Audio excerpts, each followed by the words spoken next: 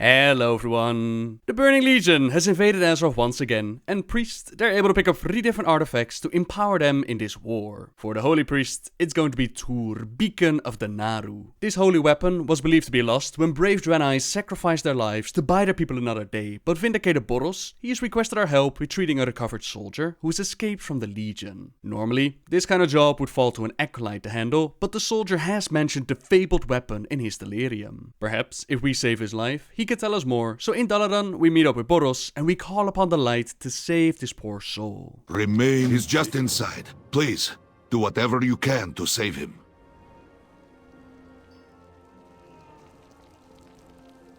Tuure, Allora, escape!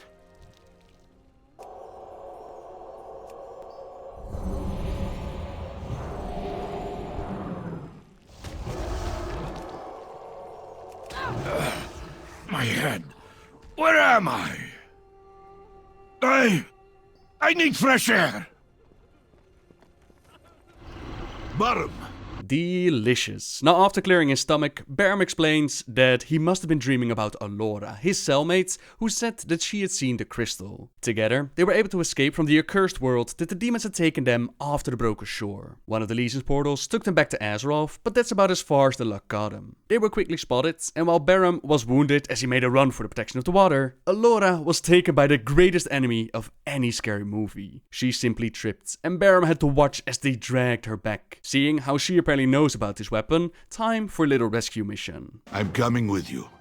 You helped one of my men, so it's only fitting that I return the favor. I'll meet you at Krasos Landing. We can take my griffin down to the island. That beast is trying to take her soul! Hurry! We can still save her! A new prisoner for the taking.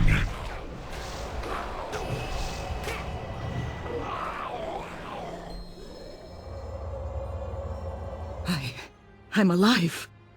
By the light, I live again! May the light protect you.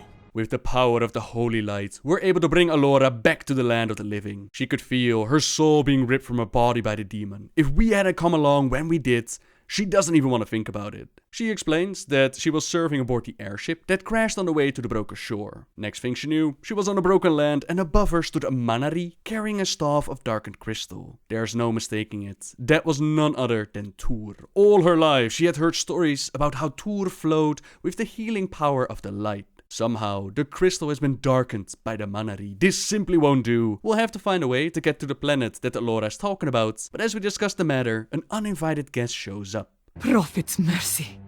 What is that? What are you filthy mortals doing near the Master's portal? I rip the answer from your soul.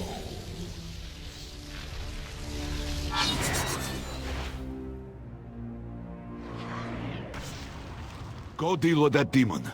I'll tend to Allora. You won't escape me this time, Bailiff! Tell me where your master is, and I may grant you a quick death.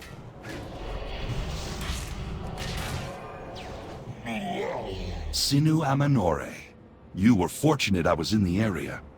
What brings you to this forsaken place? The Illidari Jace Darkweaver saves our butts, and he's on the hunt of an Eredar that calls itself Lady Calindris. She wields a staff of crystal that masters the description perfectly, but she is his prey. He's been chasing her minions all over the Isles and is not about to let this opportunity pass, but since he's only after her soul and we're after equipment, perhaps we can help each other out. The soul of the vanquished subjugator will provide plenty of power to fuel the gateway, and with it, we could travel to the planet that Allora and Barum were taken captive. Let's get going. The portal is just ahead. Before we venture forth into the unknown, let's first talk about the history behind this weapon and why its legend is known by so many. The Draenei have many legends about the benevolent Naaru. few are as cherished as the tale of Tuure. Like other Naaru, Tuure vowed to protect all mortal civilizations in the universe from the clutches of darkness. This noble quest eventually led the holy being to a world called Karkora. Its mortal denizens faced annihilation at the hands of a monstrous entity known as the Mencius the All-Devouring. You might remember the Mencius being mentioned before as being responsible for turning the Ethereals into what to look like today. As the Mencius shrouded Karkora in void energies, Tuure expanded its own life force to spare the world from doom. The Naaru shattered into fragments and sparked a colossal holy nova. The energy cascaded over Karkora, washing away the void and banishing the Mencius from the world. Tuure had shattered, but even broken, its light was undiminished. Each piece blazed like a star, drawing Naaru from the far corners of creation. They scooped up Tuure's glittering fragments, and they sang songs of the sacrifice that had saved the world. The Naaru gifted these shards to various races that they believe show potential for good. The largest piece of Tuure that was passed on to the ancient Eredar of Argus. It is said that this artifact plummeted from the sky like a falling star. Night turned to day, and Tuure's glorious light painted the heavens in shades of gold for a full week. The Eredar, they're a highly educated race who cherish learning, and they study Tuure with great curiosity. The first among them to truly harness the artifact's power for good was the wise leader named Velen the Prophet.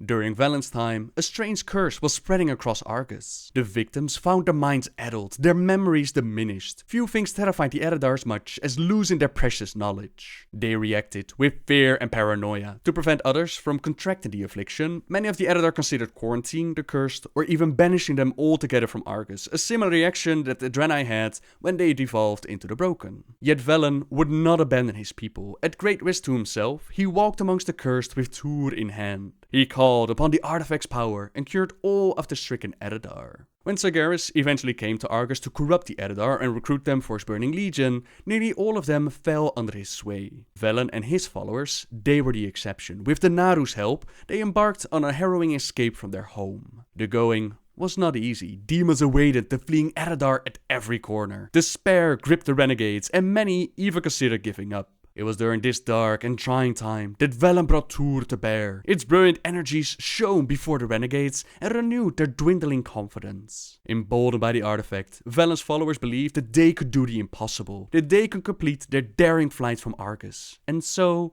they did. Not all who wander are lost. We must unite against the Legion.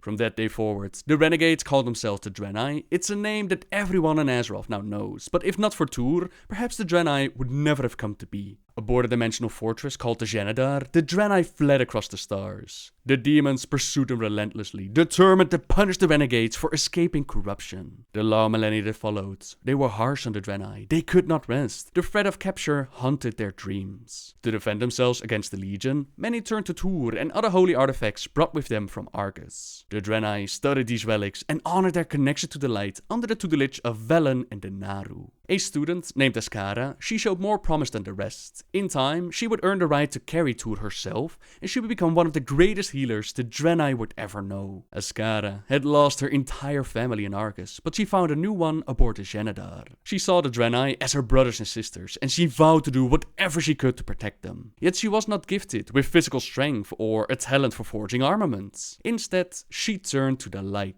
Her mastery of holy magic became so great that Velen eventually gave Tuure to her. Ashara spent her every waking hour studying the artifact and unlocking its extraordinary potential. It was during this time that Ashara received a vision of the future. She foresaw her people finding a sanctuary from the Legion, a whole new way of life, a new world to call home. But strangely, she did not see herself there. The Draenei would visit many different worlds in search of a safe haven, but they rarely stayed for very long before the Burning Legion would learn of their whereabouts. Before the demons could confront them, the Draenei would gather aboard the Genedar and disappear into the stars once again. The Legion's relentless pursuit bred depression and pessimism in many of the Draenei, but they did not suffer in silence. Ashara sought out her forlorn kin and spoke to them of their troubles. She carried Tuure with her at all times, the relic casting an aura of holy magic around her that lifted the other Draenei spirits. It is true that the Legion is vast and mighty, but they do not stand in the light as we do. Ashara often said, no matter how strong our enemy is, if they walk in darkness, they will always stumble and fall. On Shargel, the Burning Legion had been waiting for them, watching as they disembarked from the Xenadar and set foot on the world. The Draenei believed that they had found a place to settle, a place to start over again, and they were very wrong. Fel portals screamed open all around them, spewing forth Doomguards, Felhounds, and other horrors. The Legion's forces cornered them, cutting off the retreat to the Xenadar. They'd probably been done for, was it not for Ashara. She planted herself between her people and the demons. Tuure held high, a storm of light erupted around her, blinding the Legion's minions and shielding them from their fel-touched blades. As they battled their way to the Xenadar, Tuure grew brighter and brighter until it shone like a second sun on Shargel. When the Burning Legion attacked the Draenei on Shargel, Ashara finally understood that strange vision of the future that she had seen so long ago. One day, her people would locate to a new home, but she was not fated to join them. She would die on Shargel to give them a chance to find that sanctuary. Ashara and 70 other Draenei volunteered to distract the Legion. With their blood, they would buy the rest of the renegades the time to escape the planet. The battle between the demons and these brave defenders, it would go down as one of the greatest instances of self-sacrifice in Draenei history. Hundreds of demons smashed into the 71 like a battering ram of fel-forged steel, but the defenders gave no ground. Not a single inch was given. Every time that the Draenei teetered on the brink of death, Ashara was there. She charged through the battle lines and mended the wounded with Tuure's holy light. Because of Ashara, the 71 fought with the courage and strength of 1,000. Because of her and those brave defenders, the Draenei race escaped annihilation. After the Battle of Shargel, Tuure fell into the Burning Legion's hands. The demons had witnessed Ashara's heroic last stand, and they attributed her immense power to the strange artifact. Legion forces squabbled over control of the relic before Kil'jaeden the Deceiver finally decided whom it would go to. He entrusted the artifact to an Eredar priestess named Lady Calindris. She was one of the few demons who understood the Draenei's holy magics, and what was more, Calindris had an intimate knowledge of Tuure itself. Long ago, on their planet of Argus, the priestess had acted as a caretaker of the Eredar's holy relics. It still took years before Calindris finally bent Tuure to her will. After a series of grim rituals, she transformed the artifact into a dark reflection of itself. Where once Tuure inspired hope, now it would spread fear. Where once the relic healed, now it would cause wounds to fester. Lady Calindris relished bending Tuure to her will and using its corrupted power against her foes. She loathed the Draenei, and the thought of befouling their cherished artifact, it delighted her to no end. She grew so talented at wielding Tuure that the Demon Lord Kil'jaeden gave her a special task. She would serve as a torturer on the Legion prison worlds. She was well suited for this role. She made an art out of inflicting suffering on her captives, and images of Tuure filled their nightmares. Much like Ashara, Calindris eventually received a vision of the future. She foresaw the Legion invading the world of Azeroth and bathing it in felfire. Strangely enough, Calindris herself was not there. But Tuure was. A stranger wielded the artifact in its glorious true form, and its light blinded the Legion's forces, shining over the land like a second sun. Let's make sure that that vision comes true as we step through the gateway and we get ready to confront Calindris. Bless the light. You made it. This place is crawling with evil. Jace went to scout ahead, but when these demons attacked... Thank you, champion. With my strength renewed, I am able to dispel this foul magic. Come, hero. Jace was heading this way.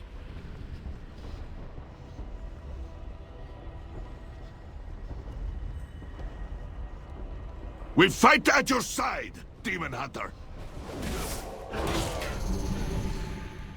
Thank you, friends. I admit, I doubted you'd survive the demon's trap, Boros. Thought it would just be me and the priest now. My wounds were severe, but our priest arrived just in time. They closed the gates to the upper levels. Priest, use your holy magic to destroy the anchoring crystal. That should open our way. Excellent. Now let's get out of here. What is that noise? Naranoth! If you allow another jailbreak, I'll strand you on this pathetic rock and leave you to rot! I sense a powerful demon ahead. If you had faith in the light, Demon Hunter, there would be nothing to fear. A prisoner! We could use her help. Free her!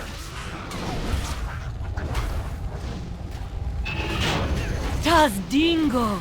Thank you for getting me out of there. No more escapes on my watch. This is actually the first time that we see Boya in-game. Before, she was only part of the WoW trading card game. Her art has been used for the sideshow spell Eater card in Hearthstone. Now apparently this jungle troll, she was also taken captive by the demons and is more than willing to join our party as we take the battle to Calindris. Many thanks again, man, for getting me out of there. We seek the leader of this den of horrors, an Eredar called Lady Calindris. Aye, she be outside directing her demons to load up more captives. I be having a score to settle with her. So if you be aiming to take her out, count me in. Come, let's move before we encounter any more surprises. Are you truly so stupid? You presume to challenge an Eredar sorceress of the Burning Legion?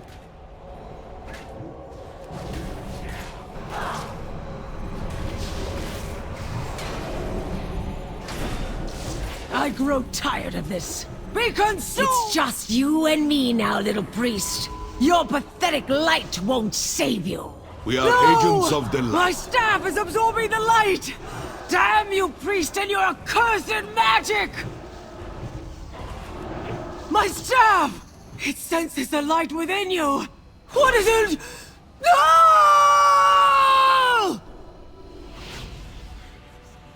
Oh, such power! I feel the demon's essence infusing every fiber of my being! I fear for your soul, Demon Hunter. It's not too late. Turn to the light and be cleansed of your corruption. Spare me your platitudes, Paladin. Your people know well the horrors that the Legion plans to unleash. The Legion must be stopped, and I will do everything in my power to make it so. Nothing is more important than their destruction.